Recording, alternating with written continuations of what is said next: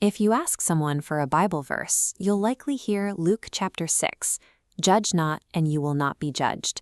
Today, it's heavily cited to enforce a live and let live philosophy, a demand for moral isolation and zero interpersonal accountability. Read a little further into the text, and a direct contradiction appears. Jesus tells these exact same disciples that they will sit on 12 thrones to judge the 12 tribes of Israel. Later, the Apostle Paul writes that the saints will even judge angels. Isolating this one quote creates a logical paradox. In its wider context, the modern interpretation fails. The biblical text simply does not forbid judgment. What Jesus is actually condemning is clarified immediately in the verses that follow. He offers a parable, asking if a blind man can lead a blind man, pointing out both will inevitably fall into a pit. He then introduces a strange, almost absurd image to explain the cause of this blindness. He describes someone trying to pick a tiny speck of sawdust out of a friend's eye, while completely ignoring a massive log, or tree, lodged in their own eye. He could have chosen any comically large object, but he specifically calls out a tree.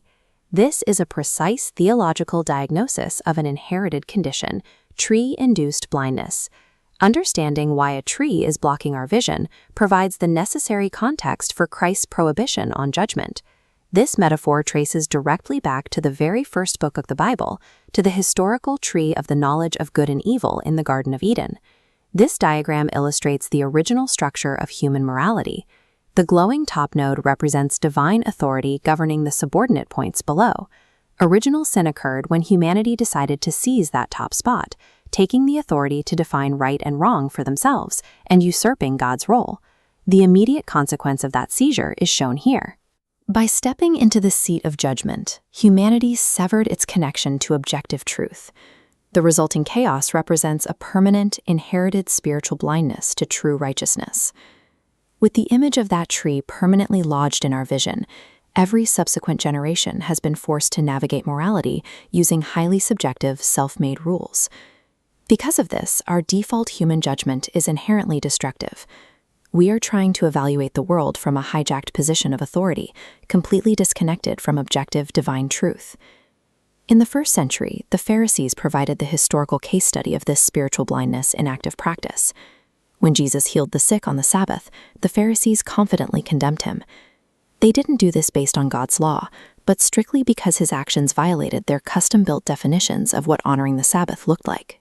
By elevating their man-made rules to the status of absolute truth, the Pharisees became the exact blind guides Jesus warned about, actively leading their followers straight into a spiritual pit.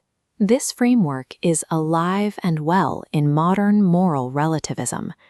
Today, many invent and enforce their own definitions of good and evil, based entirely on personal desires, celebrating whatever they choose so long as there is consent among the participants.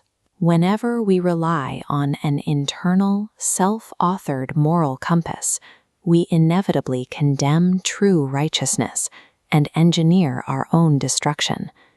This tension reached its historical climax at the crucifixion. Blind humanity used their fabricated justice system to sentence the only righteous teacher to death. This flowchart maps the theological irony of the cross. The heavy downward vector represents human condemnation pouring onto Christ. When it intersects with God's will, it triggers a massive upward surge of divine forgiveness. God hijacked our flawed judgment to accomplish absolute justice. Christ absorbed this false judgment in his own body on a physical tree.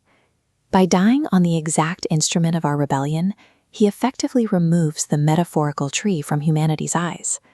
By dying on it, Christ takes the wood that blinded Adam and Eve and uses it to restore our sight. When Jesus says, "Judge not," he is issuing a strict order to permanently abandon our self-serving, subjective definitions of morality. With newly opened eyes, believers are commanded to judge the world using an entirely different metric. This requires extending radical forgiveness and actively blessing those who persecute you. Applying Christ's standard creates intense friction. To a world that is still spiritually blind, Living peaceably and loving your enemies will look like failure, and it will invite sharp condemnation. Biblical judgment requires the difficult application of divine grace within a spiritually blind reality.